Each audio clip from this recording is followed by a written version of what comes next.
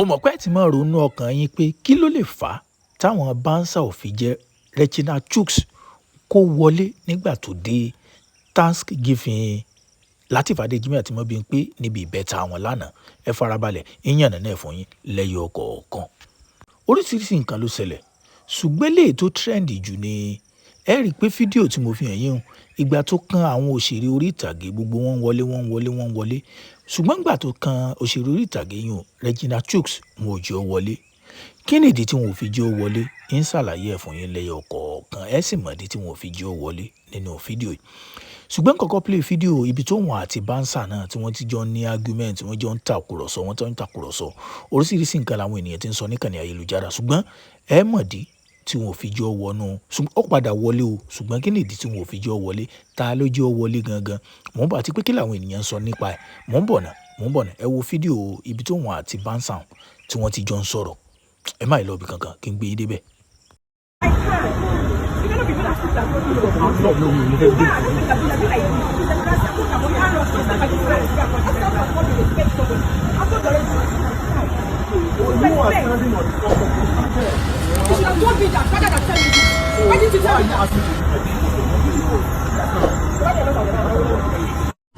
Ìbéèrè tá àkọ́kọ́ mọ bíra wa ni pé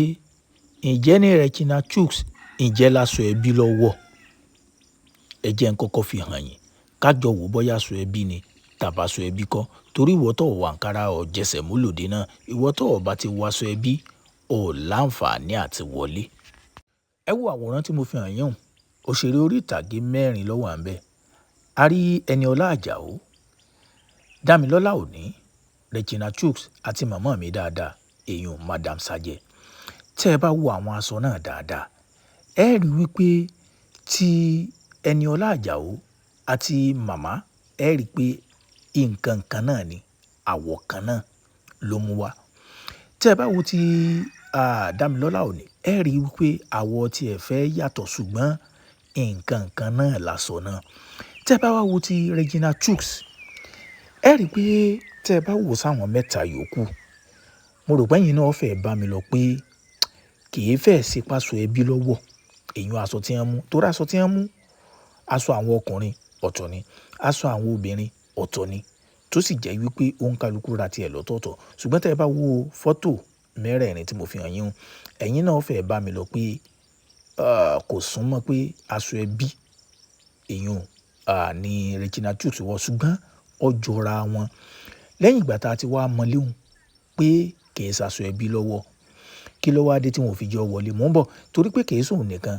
ni ò wọṣọ ẹbí àwọn kan tí wọn ò wọṣọ ẹbí náà bí wọ́n ṣe ń dé ni wọ́n wọlé ṣé ká sọ pé celebrity ju celebrity lọ ni mò ń bọ̀. Tí a bá wá pàwọ̀ tún yín ẹ rí i pé Mama Rainbow ni ẹ̀ ń wò èèyàn àgbà òṣèré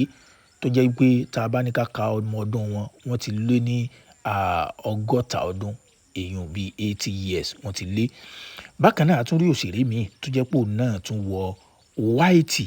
ṣùgbọ́n wọ́n fẹ́ jọ fábíríkì aṣọ ẹbí ṣùgbọ́n white ni tó sì jẹ́ pé àwọn méjèèjì wọ́n jẹ́ kí wọ́n wọnú gbọ̀ngàn inú họ́ọ̀lù tí wọ́n ti ń ṣe kínní. Àwọn ènìyàn wá ń bira wọn pé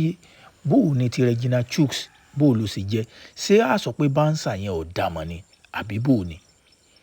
torí pé àwọn ẹjẹ́ ń tiẹ̀ ká kọ́mẹ́ǹtì kí ọkọ má jẹ́ pé mo sọ̀rọ̀ ẹjẹ́ ń ká kọ́mẹ́ǹtì bíi 2 àbí 3 fún yín táwọn ènìyàn sọ níkànnì ayélujára lórí ọ̀rọ̀ tó ṣẹlẹ̀ kí n tó wá ṣàlàyé àwọn kankan sí i. ẹ jẹ́ ká kọ́kọ́ kọ́mẹ̀ntì aláwọ̀kọ́ tí mo mọ̀ wọ́n ní this is not good now ó lè yé ọ̀dà why you go sell aṣọ ẹbí for person and you no go put invitation join am ó ní bó lẹ́sẹ̀ taṣọ ẹbí fún yàn tẹ́ ẹ̀ ní fi invitation sí tí súnmọ́ sí pé tó bá jẹ́ pé Regina Chuks tó bá yẹ pé ó ra aṣọ ẹbí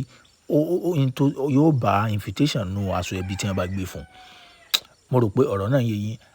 I shall hope they let him later if not I go collect my money back from them ó ní pé òun lérò pé wọ́n yọ padà wọlé tí wọ́n ó ní pé tó bá jẹ́ pé òun ni tí wọ́n bá jẹ́ òun wọlé òun ó padà gbowó aṣọ ẹbí òun ṣùgbọ́n Regina Chuks ó padà wọ inú họ́ọ̀lù náà. ẹlòmíì ni you guys blaming the bouncer they are actually doing their job òótọ́ dẹ̀ ni ṣe mọ̀ pé ẹni tí wọ́n bá sanwó fún yàn iṣẹ́ bouncer ṣe iṣẹ́ emotion pé mo dá yín mọ̀ sẹ́lẹ̀bù kan nìyí bí olóde bá ṣe sọ pé kẹ́ ẹ bóun ṣe lẹ́sìn bá a ṣe they are actually doing their job if you check the event planner job you will all see it is there stated it is not their fault and it is not Madam Regina fault too and they will definitely settle it once the planner show up. ṣe mọ̀ pé àlẹ́ sọ pé fault àwọn bouncer ni torí pé èmi ò rí pé aṣọ ẹbí ni Regina Chuks wọ ṣẹ́gẹ̀t tó bá yẹ pé Regina odò náà nǹkan kan míì tún lè ti ṣẹlẹ̀ láàrin àwọn àti bouncer o ó jẹ́ wípé ṣùgbọ́n nǹkan tí àwa ń rí níkànnì ayélujára fabrics yẹn ò papọ̀ ṣùgbọ́n fẹ́ jọra wọn ni. ẹni ní someone is wearing aṣọ ẹbí ó lè yàn wọ aṣọ ẹbí tẹ́ bá sì wọ aṣọ dáadáa torí pé aṣọ ẹbí ṣùgbọ́n sẹ́yìn lérò pàṣọ ẹbí lọ́wọ́ kì í mọ̀ tí mọ̀ dájọ́ kì í mọ̀ tí mọ̀ jọ ṣùgbọ́n lérò tèmi ẹ mọ̀ àwọn tó bá dá sọmọ dáadáa wọn ó mọ̀ bóyá nǹkan kan náà tàbí nǹkan kan náà kọ́ on an invite goes with aṣọ ẹbí òótọ́ dẹ̀ ní tí wọ́n bá ra aṣọ ẹbí èyí ó rí invite ń bẹ̀ ǹtọ́ dájú ni. And clueless person under this comment section are still asking if she was invited. Òyìn wa ní àwọn èèyàn tí wọ́n ń béèrè torí pé ní comment section lóòótọ́ àwọn èèyàn ń béèrè pé ìgbà tó mọ̀ bọ́ ọ̀rọ̀ aṣọ ẹbí tó ní invite kí ló lọ́ọ́ ṣe lóde. Òótọ́ dẹ̀ ni èmi ò rò pé èèyàn lè wò pé kó wọn kàn lọ láti lọ yẹ̀yẹ́ ara wọn tó bá jẹ́ pé kò ra aṣọ ẹbí tí ò dẹ̀ ní invite lọ́wọ́ tí a mọ̀ kò bí ìgbà pé wọn ò pè èèyàn nù tí túmọ̀ sí pé ohun tó ṣeé ṣe ni pé ó ṣeé ṣe pé ó súnmọ́ pé bóyá kí Regina Chuks kó ní invite lọ́wọ́ àkọ́kọ́ nù bóyá ìmọ̀ tàbí kó jẹ́ pé aṣọ tí ó rà kó jẹ́ pé sẹ́mọ̀ pé nígbà míì wọ́n ó ti máa sọ torí pé aṣọ yẹn wọ́n design láti factory ni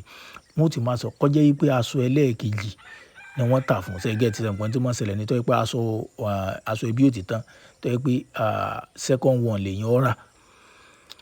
so èmi náà sá mọ̀ pé kò ṣeé ṣe kéèyàn mọ́ ní invite lọ́wọ́ kó dẹ̀ jọ pé òun fẹ́ lòde tó òde tight set báyẹn o tí wọ́n mọ̀ pé sẹ̀lẹ́bù ń já sẹ̀lẹ́bù ni so ojú ò sí ń bẹ̀ wọ́n. ẹ̀yin olólùfẹ́ mi fẹ́ kẹ́ ẹ wo aṣọ náà dáadáa lẹ́ẹ̀kan sí i kó má jẹ́ pé mi mò ń ṣe mistake o ǹjẹ́ lẹ́yìn lérò pé aṣọ ẹbí ní Regina Chuks wọ ẹ bá ń wò dáadáa ẹ drop ẹ̀ sí comment section kẹ́ ẹ share fídíò náà.